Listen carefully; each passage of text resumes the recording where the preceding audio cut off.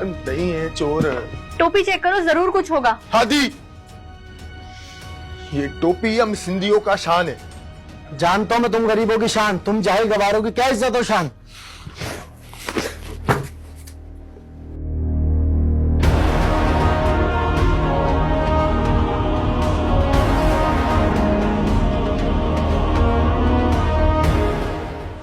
अदा साईं, आपने इस टोपी को एक सिंधी के सर से गिरा कर बड़ा जुल्म किया। ये टोपी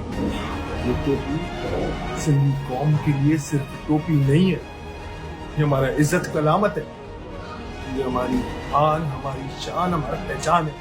और इस पर पूरा सिंधी कौम का जान भी कुर्बान है। इज्जत वाले लोग किसी की चीजें चोरी नहीं करते। ये हमारा वकार का निशानी है। आपने सिर्फ इस टोपी को नहीं गिराया, बलवान शान को पामाल की। अगर आप मेरा कत्ल भी कर देते ना तो वो सिर्फ एक इंसान का कत्ल होता, लेकिन आपने इस टोपी को एक सिंधी के सर से गिराया है ना, ये पूरा सिंधी कौम का कत्ल है।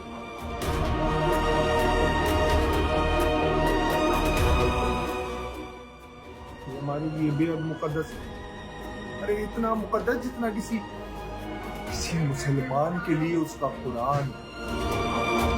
जरूर इसके चोर साथी इसके साथ होंगे, इसने चीजें उन्हें दे दी होंगी। ये सिंधी बड़े जालिम और शातिर दिमाग के होते हैं, वरना इन सिंधियों के पास इतना पैसा कहाँ कि ये मॉल में घुस भी सके। जरूर कुछ गड़बड़ है। अगर आप चोर डाकू का ताल्लुक कौम और मजहब से नहीं है। क्या अगर सिंध में कुछ लोग पेशावर मुजरिम हैं, क्या उससे बड़े मुजरिम कराची में नहीं है?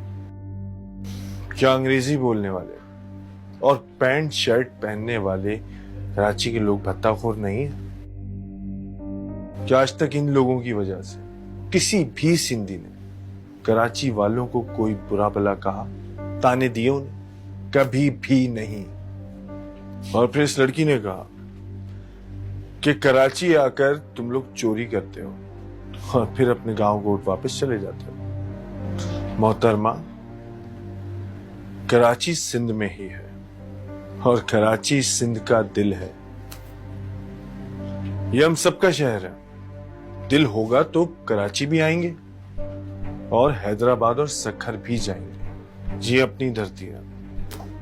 किसी से एनओसी लेकर नहीं घूमेंगे सिंध के सिंधी।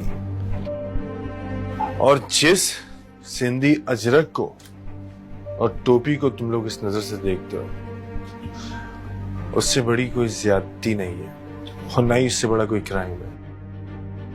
यही सिंध था जिसने सबसे पहले पाकिस्तान को सिंध असेंबलियों में कबूल करवाया था।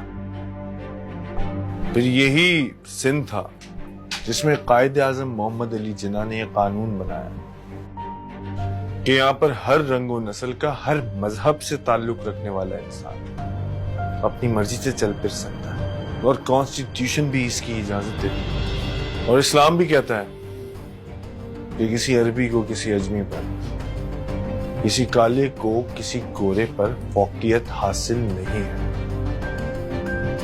फिर तुम लोग कौन होते हो किसी कौम को उसके रस्म और रिवाज और सकाफत से रोकने वाले? हम चाहते हैं कि यहां पर रहने वाले सब एक दूसरे के साथ भाई बहनों की तरह, लेकिन साथ रहने के लिए हमें एक दूसरे की कौमियत को कबूल करना जरूरी होगा। इज्जत देने के लिए इज्जत करना भी जरूरी होगा। तभी हम सब यहाँ पर इज्जत के साथ एक कौम बन के रह सकते हैं।